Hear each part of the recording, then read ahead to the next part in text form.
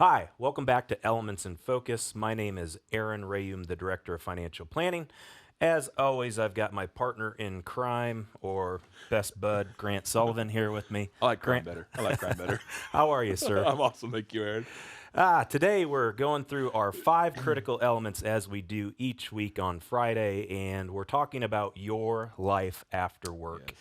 And so, if you're new to this, Grant and I cover each week just a snack size bite portion of our critical elements.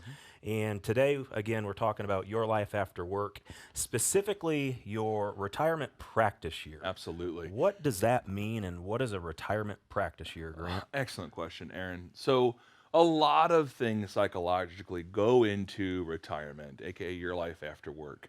And one of the things that we don't want to be hindering you or weighing down on you is the financial aspect of turning those keys in. So, what we mean by retirement practice year is exactly that.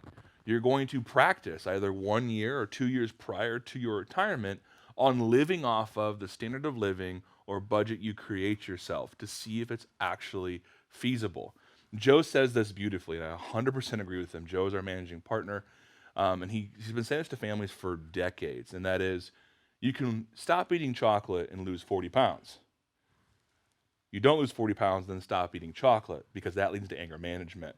And what he's actually stating in that is you don't get to retirement and then go to boxed wine. Yeah. You don't go to retirement and cut out television programs. You don't stop golfing. You don't do you don't stop doing what you love to do. You build that into your standard of living, and then you see what it takes to get there. Now, a lot of things happen. Mortgages get paid off, cars get purchased or paid off. There's no more expenses because of your children or student loans, and so there's some variables in there that you want to remove to make sure you're truly understanding your standard of living. And practicing that, understanding that, critiquing it, tweaking it is massive, because what we sometimes find, Aaron, is that for families, we don't care if you're paying down debt or saving. It accomplishes the same goal. You're not getting used to using it for standard of living. And when you pay down debt, right, it's removing that weight that's going to carry into your life after work with you. And if you're saving, it only adds to the amount of success and probability of success you have in your future. So when we get to that practice year, that's also when we turn the heat up on a lot of those items. Great job in answering that, Grant. The other thing, too, with the retirement practice year is to make sure you are accurate with the budget. One of the things that we don't want to do is underestimate expenses. That could have a huge impact in the longevity of the 20 to 30 year retirement. Absolutely. So, want to make sure that number's accurate and adjust accordingly. If you have questions or want to know more about how we do the retirement practice year, please schedule your complimentary Next Steps meeting. There's a QR code that you can scan there. You can go to yourlifeafterwork.com.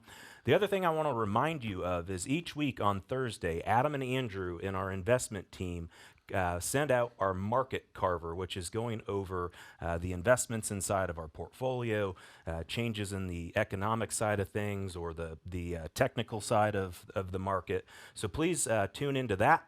If you do have questions, again, send those to talktofeg@yourlifeafterwork.com. We're here to help and answer those questions. Have a great day, and thank you for watching.